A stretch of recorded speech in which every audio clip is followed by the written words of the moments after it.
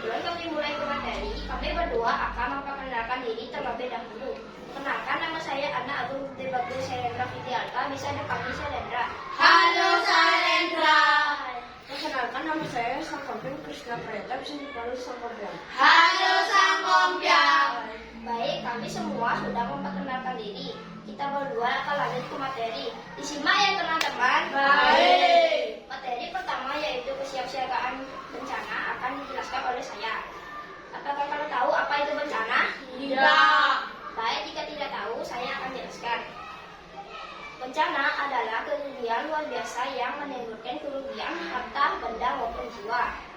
Bencana menyebabkan kerugian, kerusakan pada lingkungan, bahkan menyebabkan orang kehilangan tempat tinggal. Berdasarkan apa yang terjadi, kelompokan menjadi dua. Yang pertama, bencana yang terjadi secara tiba-tiba. Misalnya seperti gempa bumi, tsunami, angin topan atau badai, letusan gunung api, banjir bandang, dan tanah longsor. Yang kedua, bencana yang terjadi secara perlahan. Biasanya disertai dengan adanya tanda-tanda, sehingga kita dapat mengambil tindakan sebelum menimbulkan banyaknya korban, seperti banjir, kekeringan, dan abrasi pantai. Berdasarkan penyebabnya, bencana dikelompokkan sebagai berikut. Pertama, bencana yang disebabkan oleh gejala alam, misalnya pergeseran lapisan bumi menimbulkan ancaman gempa bumi dan tsunami.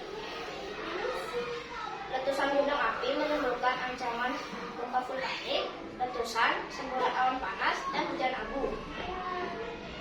Perubahan iklim menimbulkan perubahan pola musim dan angin topan. Sedangkan kemarau bisa menimbulkan kebakaran hutan. Yang kedua, bencana yang disebabkan oleh manusia. Biasanya berhubungan dengan lingkungan, seperti penebangan pohon yang menyebabkan erosi dan pertentangan antar manusia yang disebut konflik atau perang dan dapat menyebabkan bencana. Materi kedua yaitu gempa bumi akan dijelaskan oleh teman saya Salendra. Baik, apakah kalian tahu gempa bumi itu bisa terjadi ketika apa? Baik, jika kalian tidak tahu, saya akan jelaskan. Gempa bumi adalah pergeseran lapisan tanah di bawah permukaan bumi. Pergeseran ini disebabkan oleh terjadinya pergerakan lempengan-lempengan tektonik, maka disebut gempa tektonik. Aktivitas gunung api disebut gempa vulkanik atau gundukan batuan disebut gempa erupsi atau runtuhan. Gempa menyebabkan tanah longsor dan memicu gelombang tsunami. Contoh gempa yaitu gempa tektonik, gempa vulkanik, dan gempa runtuhan. Materi ketiga yaitu banjir akan dijelaskan oleh teman saya Salendra. Baik, apakah kalian tahu banjir itu bisa disebabkan oleh apa? Tidak. Baik, jika tidak tahu, saya akan jelaskan. Banjir bisa terjadi dari pendangkalan sungai, tidak adanya pengaturan saluran air yang baik, sampah yang menimba saluran air, dan tidak ada pengaturan saluran air yang baik. Banjir menghanyutkan benda-benda, bahkan menghancurkan bangunan. Sedangkan banjir bandang di daerah lereng pegunungan bisa menimbulkan longsor. Banjir seringkali membuat wabah penyakit. Waspadailah terjangkitnya penyakit ini seperti diare, penyakit kulit, dan demam berdarah. Kesiapsiagaan banjir. Jika di daerah kalian sering terjadi banjir, lakukanlah kesiapsiagaan banjir. Ajaklah keluargamu untuk melihat tanda-tanda banjir, seperti hujan lebat dan saluran air yang meluap. Saat banjir melanda, yang pertama, bantulah orang tua sebisa kita untuk mengangkat barang-barang ke tempat yang tidak terkena genangan air, terutama barang-barang berharga. Yang kedua, jika air semakin naik, mintalah orang tua mematikan aliran listrik. Yang ketiga, janganlah bermain air banjir, berbahaya. Bisa jadi dapat menyebabkan gigitan serangga, gigitan hewan, penyakit, dan aliran listrik. Yang keempat, berdiamlah di rumah bersama keluarga. Mintalah tua tak mengawasimu dan bercakap kemungkinan akan mengungsi. Yang kelima, setelah banjir, jangan merengek untuk kembali ke rumah. Bertahanlah bersama keluargamu. Kembali ke rumah jika situasi sudah dinyatakan aman. Materi keempat yaitu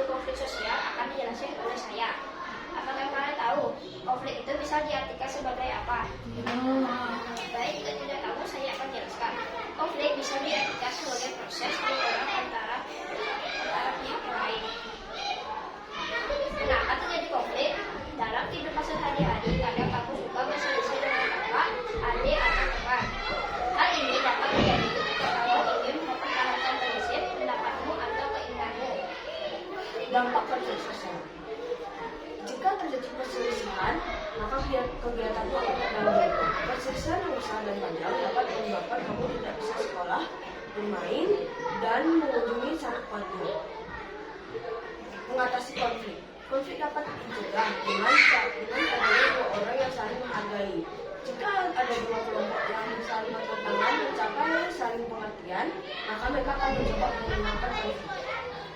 Apa yang bisa kamu lakukan? Pertama, mengikuti aturan keamanan seperti pemeriksaan tanda pengenal, pemeriksaan barang bawaan, adanya jam malam dan senjata tajam atau lain-lain. Yang kedua, jangan ikut serta memperkeruh keadaan dengan kelompok-kelompok yang berada di dekatmu. Yang ketiga, beritahulah bersama orang tuamu atau orang yang ada di rumah ketika kamu hendak bepergian atau keluar rumah. Keempat, saling memaafkan atau menghargai teman-temanmu. Yang kelima, jangan memelihara rasa dendam, iri, dan cemburu. Yang keenam, selalu rela memberikan pertolongan tanpa membeda-bedakan. Yang ketujuh, melakukan aktivitas yang membuat peralatan persahabatan.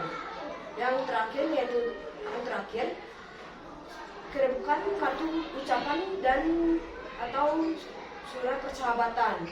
Menjadilah remaja yang bersahabat. Baik, sekian yang kami bisa sampaikan. Jika ada teman-teman yang kurang tahu atau ingin ditanyakan, silakan. Apakah ada yang mau bertanya? Baik, ini Apa yang harus kita lakukan jika di daerah kita tidak ada tempat untuk berevakuasi? Baik, jika tidak ada tempat evakuasi, misalnya terjadi gempa bumi, bisa keluar rumah untuk berlindung. Jika tidak sempat keluar rumah, bisa bersembunyi di bawah meja atau di dekat pintu. Misalnya terjadi banjir. Jika terjadi banjir, kita harus membersihkan selokan atau membersihkan rumah agar tidak terjadi banjir. Apakah sudah paham, Bumi? Sudah. adakah yang ingin bertanya lagi? Tidak. Baik, jika tidak, sekian yang kami bisa sampaikan. Jika ada kata yang kurang berkenan, kami mohon maaf. Kami tutup dengan Pramisanti. Om Santi Santi Santi.